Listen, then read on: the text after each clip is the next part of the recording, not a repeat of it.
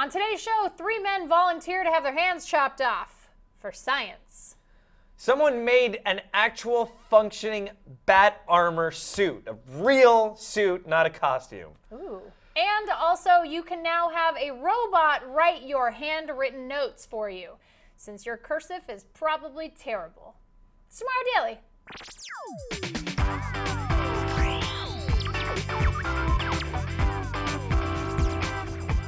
Greetings, citizens of the internet. Welcome to Tomorrow Daily, the best geek talk show in the known universe. I'm your co-host, Ashley Skellett. Join me as always, Kale Anonymous. I'm ready to talk about that bat suit. I'm I've always wanted one of those as a kid and as a grown kid. You looked so horrified when I originally said about the 3 guys who volunteered to have their hands amputated. So I promise you that this is a story of hope and goodness. Dismemberment is my least favorite thing in the whole world. But just even the thought, even a joke. I promise it was for a good cause. Okay. So before Kale gets really sad, let's hit the headlines.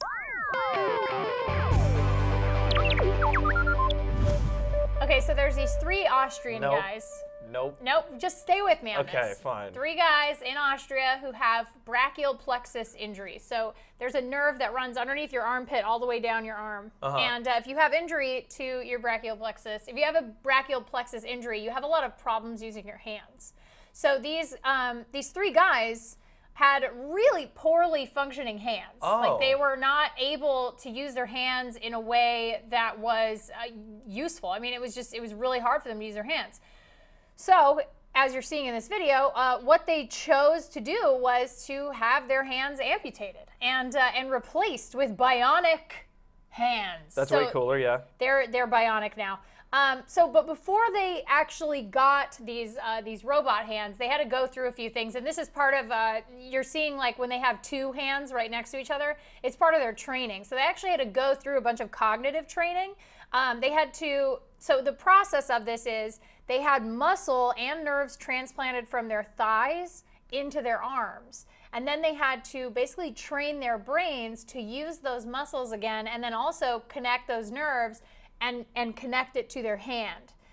So then that way it's like you're teaching your brain that that's the muscle you need to move to like do a specific task with your hand, right? Yeah. So then when that was finished, when they were done with that training, they went through the amputation, they healed for a few weeks, and then they got fitted with these prosthetics that enable them to do some pretty incredible stuff that you're seeing right here. These are advanced robotic prosthetics. 90 days after the amputation, which I'm guessing is what you're seeing right here, all 3 men could pick up small objects like coins. They could pour water into jugs, use a key, cut food, unfasten buttons. And every single one of them, all 3 of them said it was much better and much more than what they could do with their original hand.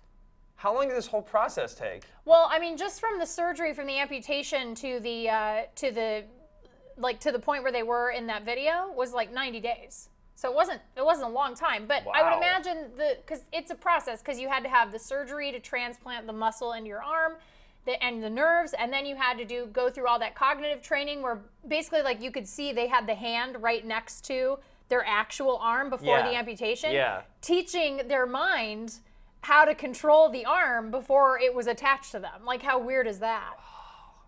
Still, he got his hands. See how, look, he's teaching, it's cognitive training, so you're teaching your brain how to use that hand while you still have a hand before it gets amputated. That's fantastic. Isn't that cool? Yeah. It's just so neat. And so I just thought that was so amazing. And they are saying that like this is going to be sort of the future of, bionic kind of limbs. Like these are bionic men now. They're officially bionic, which is pretty cool. That's hot. Yeah, pretty good. All right. So see, it was an uplifting story. Yeah, it was pretty good. I was still thinking about the dismemberment, but that's okay.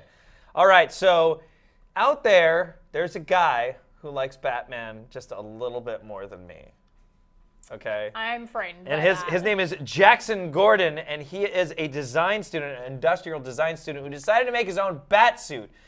Having cosplayed before, having cosplayed before, he decided he wanted to be the actual Batsuit, functioning, working Batsuit. Like armor, like straight up armor. Straight armor, the exact thing. Wow. Okay, here we go. So here he is. All right. He's getting punched right now. So this thing, look, see, it's durable. He's actually Batman, short Batman, but still. Tight. He's a little Batman. Yeah, a little short Batman. He funded the actual making of the suit through Kickstarter. He's and finished stabbing him. Yeah, and he finished it in time for Katsucon. Oh, Katsucon. So, okay. I mean, he was the best Batman there. Oh, Actually could get stabbed and stuff. It weighs 25 pounds with the helmet weighing 3 pounds all by itself. That seems heavy. Yeah, look, this guy's actually punching. He looks like a boxer, this guy, punching him. So, yeah, so it says, he says it doesn't feel like 25 pounds when you're wearing it. Okay. Yeah, you can go and check out his Facebook page, which is the Artemis Facebook page, to learn more about it and see more concept and construction pages. He's just getting punched. I know. He's actually just being bullied in this video. Yeah, he's just, someone's just punching him in the arms and stuff. That's amazing. Yeah, but it's pretty cool that he went the extra mile. He could probably get hired by the government to make these, like a bunch of Batsuits for a bunch of Do you kind of, I want to see, just a whole army of Batman. Yeah. Do you Stop fighting. Do you think it's kind of awesome that his last name's Gordon? I didn't put that together. Maybe he's going to be police commissioner someday, is all I'm saying. Yeah. Just putting that out there. Yeah. Or maybe that's his fake identity. Oh, that could be that could be. I like it. All right. All right. I'll buy that. So there you go. He went from cosplay to stepping it up. I like that. It's a motivational story. That is Anyone can be Batman. To the next level. You don't have to be a millionaire playboy. You just need Kickstarter. You need other people to give you some money. Maybe his parents are dead too. I mean, I hate to. Oh, way to bring the room down, Anonymous. All right, I'm not talking about chopping off people's hands. It ended happily, though. Okay, you better have a happy story for this next one. It's kind of weird. So there's a service out there called Bond. Hello, Bond. But unfortunately, this is not... Look at your stupid lower third, Bond, robot Bond. Listen, you. Listen, you. I love it. But it's not a secret agent. It's not a secret agent robot. It doesn't spy on people. I was expecting it to be like a spy camera. No, it's a service that is... It's a robot hand that's like uses a MakerBot 3D printer, but instead of like actually 3D printing, it uses MakerBot and a Mont Blanc pen, very expensive pen, to handwrite notes, handwrite letters to people.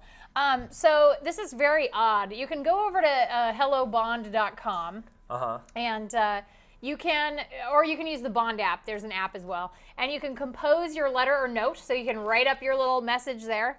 And then you pick your stationery, you enter the name and address of your recipient, it mails it out to them. It's like $3 to do these handwritten notes. There's all kinds of things you can use this for, I'm sure. There's lots of people out there who have either, like one of the things is a lot of kids, they don't learn cursive anymore. That's not like a class, you don't learn that in school anymore. Yeah, that's weird. So the art of handwriting is sort of being lost to technology, which I think is really interesting, that they're sort of finding a way to sort of keep that in the fold without actually like having a person do it. Yeah, that's crazy. Yeah, you can forge stuff now. They're automating this. It's a very interesting process for me. And so there are five different kinds of handwriting that you can choose from, and like some of them look like really big and like do you remember in the 90s where like girls were really into having like that really weird like kind of blocky-ish like handwriting that was all very big and bubbly? So they have one that's similar to that. They have one though that is my favorite, which is a Nikola Tesla handwriting, and it's like this beautiful like real quick like cursive from the 1800s that looks very old-timey. I love that. Really dig that. And you can actually pay this service more money. So here's all the stationery and stuff. We took some video of what using the website actually looks like. I like the octopus stationery. Yeah, of course. But if you want it to actually use your own handwriting, yes, you can pay Bond $200, and then you can work with them to have it import your actual handwriting. You fill out this like intake form, send it over to them, and then they create a font based on your own handwriting. The Kale font? You can make your own Kale font, yeah.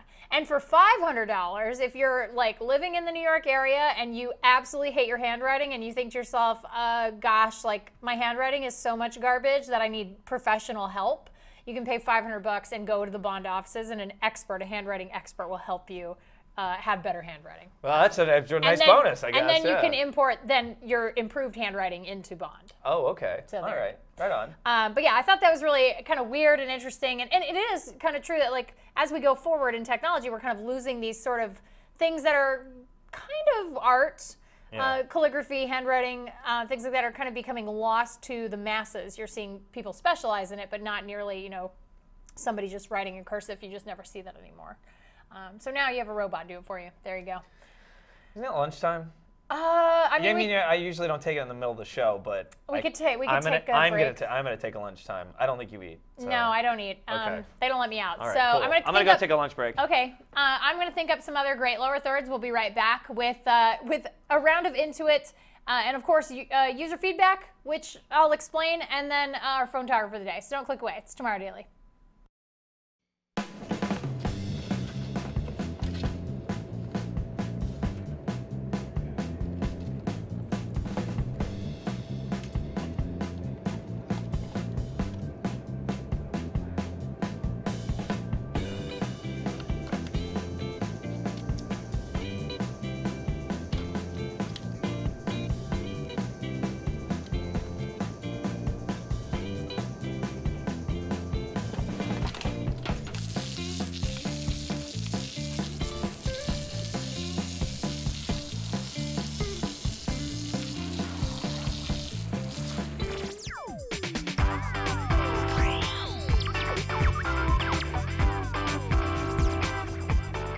Welcome back. Oh, there you are.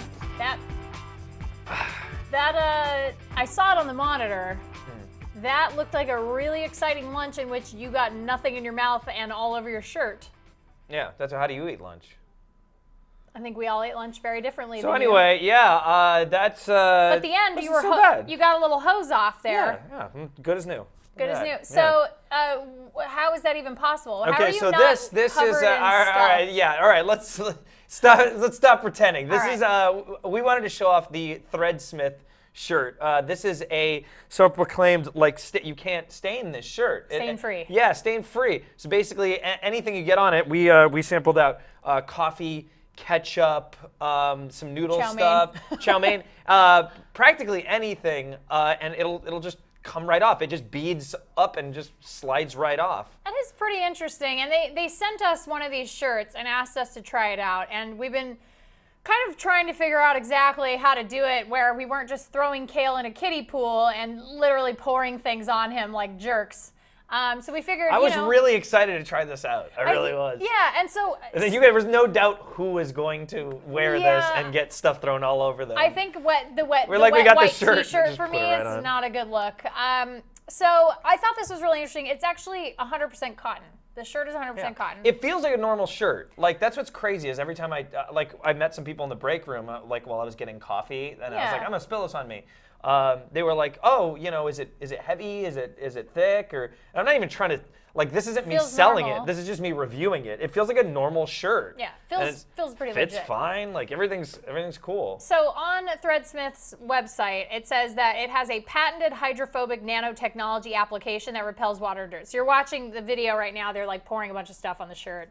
The one thing about this shirt that I have to say is that this really only works with water-based products. Yeah, see, look at it sliding so right coffee, off. Just slid right off for me. They'll add a little water to it, and then the rest of it will just kind of pour off, which is pretty interesting. Like you said, water-based, so no oily stuff. Right. Yeah, and can't pour olive oil all over yourself. And also, to a certain extent, you can't soak it in water. Even when we did soak it in water, it came off pretty quickly. It dried really quickly. But it's they did red wine. Yeah. But you can just splash water and get off whatever you have on there. Right, and I thought that was pretty interesting, and so thank you, Threadsmiths, for sending the shirt over for us to test out. Kind of futuristic clothes. Maybe we'll. I wish all my shirts were made of this stuff. Stain-free. Yeah, I mean, I'm such a messy eater. It's a surprise that I usually can't eat with clothes on. I just take them all off. Yeah, but just as an FYI, the shirts, if you are interested, I think they're around $55. $50, something like that. And does it only come in white? Right now, white, but they have it in, I think they have it in black as well. Oh, okay. They have white and black, and then they have men's and women's. So if you are a lady out there and want to get one of these, but don't want just a boxy guy shirt, they actually have lady shirts. So there you go. And they're $55 inside. I think it's threadsmiths.com, and they're in Australia. So I'm sad that we didn't get to ask Maud if she knows them, because obviously Australia is just such a small place. She'd be like, I don't know. That was a really, I'm going to send... I can't move my face as much as she can. No, she is a master of moving her face around. She has lots of expressions. 4 million faces. She does. Okay, so let's get you out of that shirt and into something, like, because you just poured a bunch of food on it. Yeah, you know, because it was so many different varieties, I can still kind of smell it. Yeah, so that's my fault. Okay. So let's figure that out, and we'll do, let's get into it.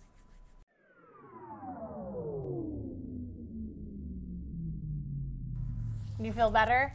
I feel the same. You smell better? I smell better. You do smell better. Well, no, I don't smell much better in person, but yeah. You don't smell like noodles and coffee and apple juice and 100 other different things. Yeah. So it's time for Into It. Kale, what are you into this week? Oh my God, everyone should be into this week. It's this Power Rangers gritty short film that came out. Everyone's talking about it. It's violent. It's like rated R. It's like not safe for work, but it is incredible. It looks like it could be an actual film. It references the whole series perfectly. It's such a great. This is the kind of stuff the internet was made for. And what's great is it stars James Van Der Beek and Katie Sackhoff. James Van Der Beek, of course, is Dawson from Dawson's Creek, and Katie Sackhoff is Starbuck from Battlestar Galactica. There's incredible, not only special effects, there's incredible fights, there's violence, drug use, and it's unbelievable. It's crazy. You may have to search kind of hard to find the non-safe for work one. By the way, this is done by Adi Shankar, who I know for some reason I couldn't figure out how. He was a producer on like things like Dread and The Gray. So he's got a good pedigree. But back to being able to find this, you may have a hard time finding this because Saban, the creators of Mighty Morphin Power Rangers, probably didn't like that. Didn't like it very much and have been struck it down off Vimeo. There's still a safe for work version on YouTube, but you need to find that not safe for work version. It's pretty good. We couldn't even show it to you here. Logan had to cut it out, and he was like, oh. Yeah. And we've got an edited version where it's just all the This is a family show. But it is unbelievable. If you haven't already heard about it, it's because you don't have ears. Yeah, if you're an adult and you have the internet, which you do because you're watching this, you should definitely go and watch that. It's really, really cool. It's pretty gritty. Out of 10?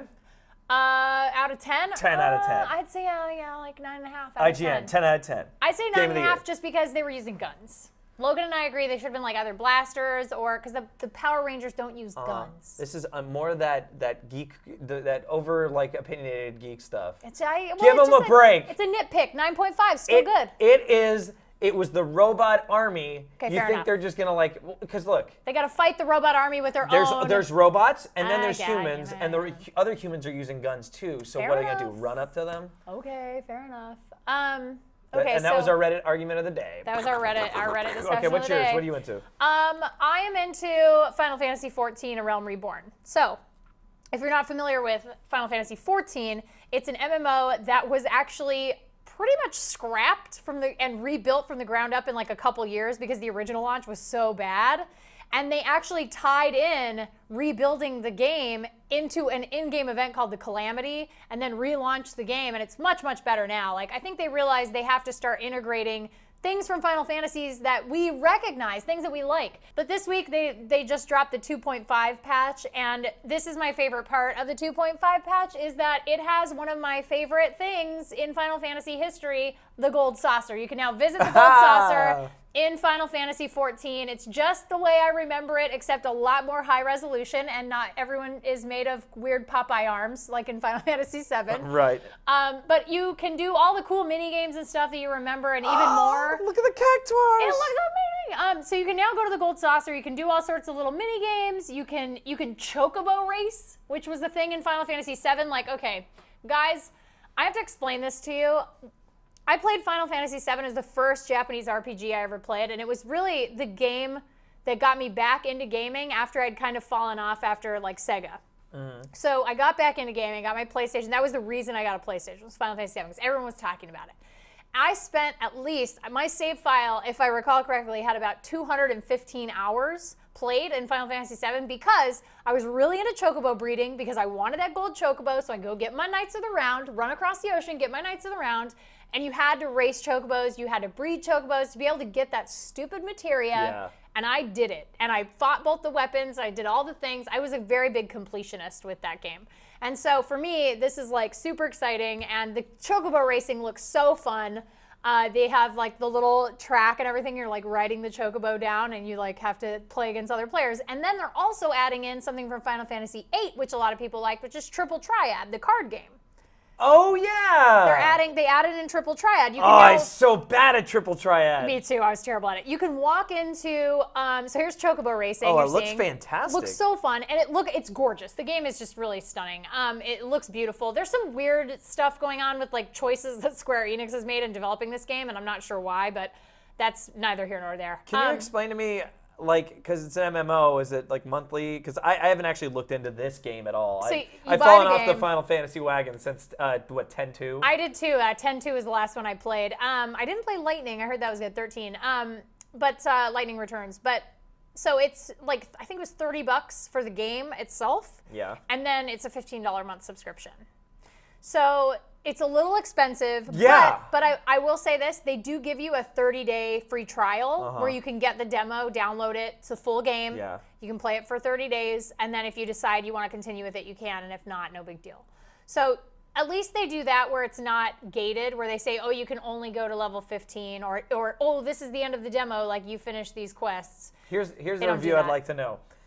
You are a MMO player by heart. I am. If you're not an MMO player, would I be interested in this? Because I'm an RPG. I like RPGs, but I'm not an MMO guy. I've got other things to do. Not a lot of things to do, but still. Yeah, I was gonna say, I think if you're not really deep into, if you don't, you have to either really love Final Fantasy or really love MMOs. I really like Final Fantasy, but not since 10.2. I would try it because there's a lot of references and cool things, and then of course the art's really good. The graphics are, I mean, it's stunning. The game is really gorgeous. Was 12 the one with the real-time fights? Yeah, I think that's when they started. One. I think that's when they started. So then, yes. Real-time fights. Maybe cool. 11. Maybe 11. No, 11? No, that wasn't it. Do you want to start a Tomorrow Daily clan? You start a Final Fantasy. Well, I'm already in a company. I'm already in a free company. I'm in my brother's free company, but. Oh wait, he's okay. I'm playing. I know. I'm playing on Behemoth, so I'm running around on there. I've got a couple of characters, and they're a lot of fun. And I'm just having a good time right now. So cool. Into it. Yeah, Thank you, Final Fantasy 14 Realm Reborn. All right, guys, it is now time to hear what you think. Which actually, sorry about that. We are filming. We're jerks. And we're filming this show a little bit earlier than we normally do, and it's so early that we actually don't have responses yet for TD Hotel. Yeah. However, it's for a good cause. Kale's going on a secret mission this weekend. Yeah. Family yeah. Mission. I'm going to see my grandma who's turning 80. So you just ruined the secret. It's really cool. What if your grandma watches the show? Nobody watches this show. Nobody. 0 people watch this show. You are so wrong about that. I have the bot at home that just clicks, refreshes click the bot. button, Perfect. and then leaves comments that sometimes are nice Terrible and sometimes comments. aren't. You have an algorithm that just decides whether it's going to be mean. Kale's knees in this episode were really stupid.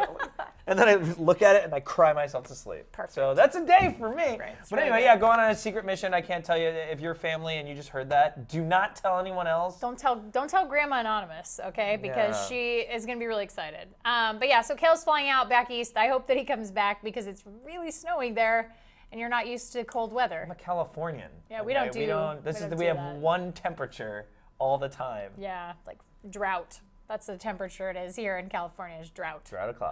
Drought o'clock. But on that note, we do actually have people send in stuff, so this is our phone tower for the day.